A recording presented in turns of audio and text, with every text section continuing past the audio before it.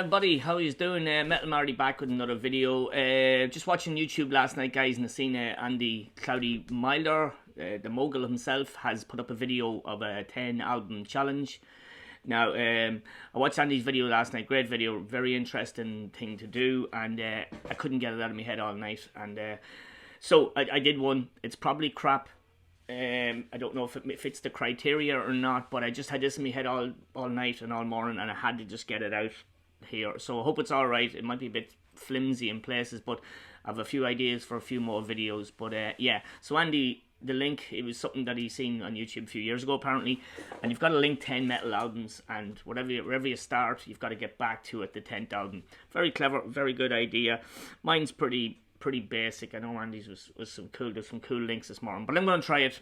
If it's crap, just let me know it's crap. But I probably will do more, because there's probably so many you can do as well. Okay, so the first album I'm going to start out with is Court and the Act by Satan, debut Satan album, which came out fucking, what was it, early 80s, 82, 83, I can't remember exactly, but yeah, brilliant band Satan, I love Satan. So Satan featured guitar player, and still do, Steve Ramsey. So that's the first album, is Court and the Act. So the second album I'm going to show you is, I'll try to get through this, is Wayward Sons of Mother Earth by Skyclad, who also featured Steve Ramsey on guitar. So Steve Ramsey is on the guitar on this.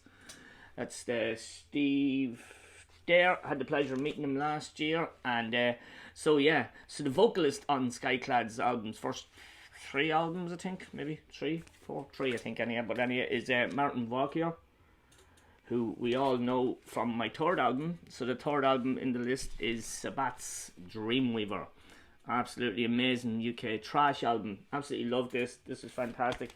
There's Martin Walker there. So there's a certain, I wouldn't think he'd produced it at this stage, but certain very famous record producer at the moment in metal is Andy Sneap, who's on this album. So Andy Sneap is on this album. So that's the third album, is it? The third album? Yeah, fourth album.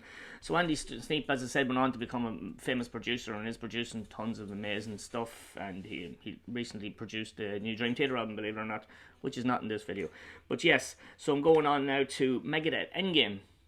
So this is one of the Megadeth albums that I have it only on CD because I wouldn't buy it in vinyl because I'm not really into it. So yes, so Andy Sneap produced Endgame for Megadeth. So yes, now speaking of production, next album I'm going to show you, Andy showed it already as well, so I'm going to show you Sanctuary's Refuge Denied. Now this was produced by Dave Mustaine, who we all know from Megadeth. I keep looking back to this because I'm struggling to remember this as well. Okay, so Sanctuary, Refuge Denied, produced by Megadeth. So that's the link to the Megadeth album. So the next album is a song. So Iron Maiden had a song called Sanctuary, and they put it out, and it was also featured on this live album, Live Plus One. Brilliant live album from Iron Maiden. Features the song Sanctuary, which is the first song on side 2. Paul Di'Anno, rest in peace. Great album. I love this. This is great. So Iron Maiden then, back then they had Clive Bohr on drums. So the next album in the list is by the band Elixir, which Clive Bohr was the drummer for. Now Clive Bohr is not on this one, but he did feature in the band Elixir. So great heavy metal band from the UK, new wave British heavy metal band from the UK. So Clive Bohr was on this album. That's from the Iron Maiden one. So the next link I'm going to go for is the album cover. Now this predominantly features lightning. That's the whole cover is just lightning. So another very famous metal album that we all know and love is Metallica's Ride the Lightning, which features, once again, loads of lightning, as you can see.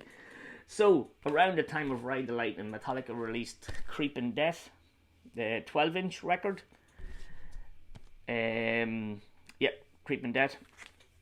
They released Creeping Death in a 12-inch, which is I have here as well, just to show you. And on this album, they released a track cover version by the new wave British heavy metal band Blitzkrieg. You probably see where I'm going with this. So yeah, Blitzkrieg. So next album I'm going to show you is by the band Blitzkrieg, which featured on vocals